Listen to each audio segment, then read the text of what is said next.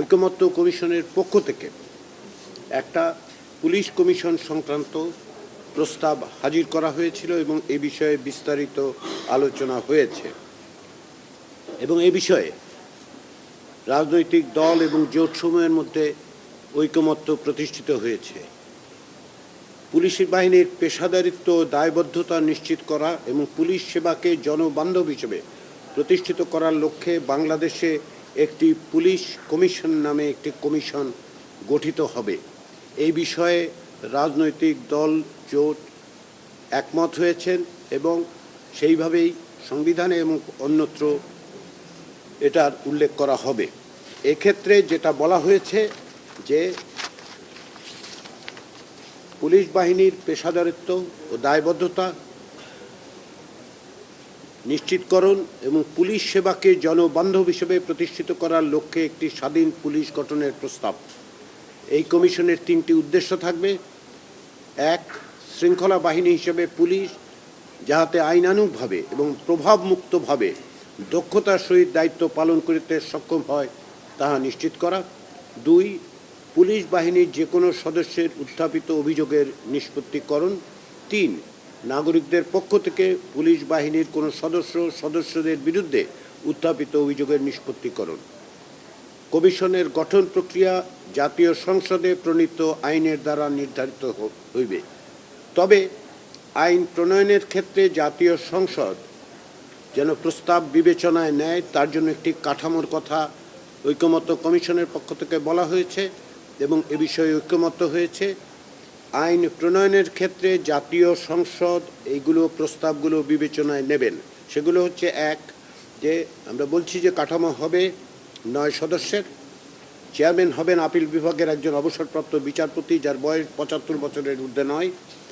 সদস্য সচিব হিসেবে থাকবেন অতিরিক্ত পুলিশ মহাপরিদর্শকের নিচে নয় এমন একজন অবসরপ্রাপ্ত পুলিশ কর্মকর্তা যার বয়স 62 বছরের ঊর্ধ্বে নয়। 3, জাতীয় সংসদের সংসদ নেতার একজন প্রতিনিধি যিনি সংসদ সদস্য হইবেন। 4, জাতীয় সংসদের বিরোধী দলীয় নেতার একজন প্রতিনিধি যিনি সংসদ সদস্য হইবেন। জাতীয় সংসদের স্পিকারের একজন প্রতিনিধি যিনি সংসদ সদস্য হইবেন এবং জাতীয় সংসদের ডেপুটি স্পিকারের যিনি বিরোধী দল থেকে নির্বাচিত ডেপুটি স্পিকার তার একজন প্রতিনিধি যিনি সংসদ সদস্য হইবেন। 7 নম্বর, সচিব পদমর্যাদার নিচে নহে এমন একজন অবসরপ্রাপ্ত সরকারি কর্মকর্তা যার জেলা ম্যাজিস্ট্রেটের অভিজ্ঞতা রয়েছে। 8, জেলা জজ পদমর্যাদার নিচে নয় এমন একজন অবসরপ্রাপ্ত বিচার বিভাগীয় কর্মকর্তা অথবা সুপ্রিম কোর্টের হাইকোর্ট বিভাগে তালিকাভুক্ত একজন আইনজীবী যার আইন পেশায় ন্যূনতম 15 বছরের অভিজ্ঞতা আছে। 9, একজন মানবাধিকার কর্মী দেশে এবং বিদেশে নিবন্ধিত মানবাধিকার বিষয়ক সংস্থায় ন্যূনতম 10 বছরের কাজের বাস্তব অভিজ্ঞতা সম্পন্ন। এটি হচ্ছে কাঠামো। কমিশনের সদস্যদের মধ্যে ন্যূনতম 2 নারী সদস্য থাকবেন। এখানে যে সংসদ সদস্যদের মধ্য থেকে যে 4 জন তার বাইরে যে সমস্ত সদস্য হবেন তাদের মনোনয়ন কারা দেবেন সে বিষয়েও কমিশনের সুপারিশ রয়েছে, প্রস্তাব রয়েছে। এই সদস্যদের বাছাইয়ের জন্য স্বরাষ্ট্র মন্ত্রণালয়ের মন্ত্রী, জাতীয় সংসদের স্বরাষ্ট্র মন্ত্রণালয় সম্পর্কিত স্থায়ী কমিটির সভাপতি এবং সুপ্রিম কোর্টের হাইকোর্ট বিভাগের একজন বিচারপতি বিচারক হিসেবে যার অভিজ্ঞতা 10 বছরের কম নয় সমন্বয়ে একটি কমিটি গঠিত হবে। এটি ওই 4 জন ছাড়া অর্থাৎ জাতীয় সংসদের নির্বাচিত প্রতিনিধিদের মধ্যে থেকে যে 4 জন আসবেন তার বাইরে যে 5 জন তাদের নির্বাচন করবেন। চেয়ারম্যান, সভাপতি এবং সদস্য সচিব কমিশনের সার্বক্ষণিক সদস্য হবেন।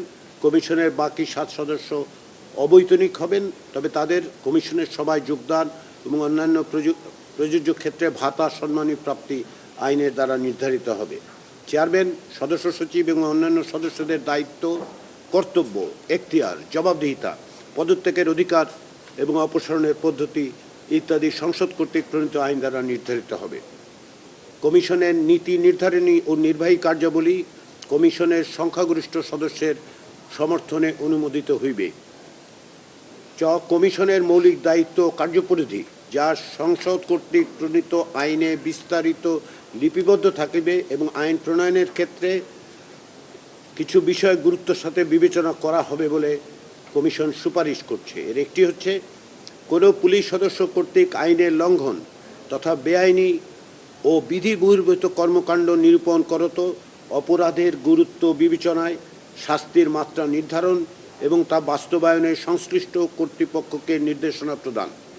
দ্বিতীয়, পুলিশের আইনানুগ ও স্বাভাবিক কর্মকাণ্ডকে যে কোনো ধরনের বেআইনি প্রভাব বা হস্তক্ষেপ থেকে সুরক্ষা প্রদানে কমিশন নিজ বিবেচনায় যথাযথ নির্দেশনা প্রদান। 3, পুলিশের কোনো সদস্য বা সদস্যগণের বিরুদ্ধে নাগরিকদের অভিযোগ আমলে নিয়ে যথাযথ তদন্তের ভিত্তিতে আইনানুগ ব্যবস্থা গ্রহণের সিদ্ধান্ত প্রদান। 4, কোনো ব্যক্তি, গোষ্ঠী বা মহল কর্তৃক বেআইনি চাপ প্রয়োগ, অবৈধ বা বিধি বহির্ভূত কাজে বাধ্য করা ইত্যাদি বিষয়েও কোনো পুলিশ সদস্য কর্তৃক প্রাপ্ত অভিযোগ আমলে নিয়ে সে বিষয়ে যথাযথ তদন্ত করত কমিশনের নিজ বিবেচনায় যথাযথ ব্যবস্থা গ্রহণের সিদ্ধান্ত প্রদান। 5, পুলিশি ব্যবস্থা সম্পর্কিত বিদ্যমান আইন ও বিধিবিধানের দুর্বলতা ও অসম্পূর্ণতা চিহ্নিত করত সেগুলোকে যথাযথ ও যুগোপযোগীকরণের লক্ষ্যে একটি চলমান সংস্কার কর্মসূচি গ্রহণ ও পরিচালনা করা।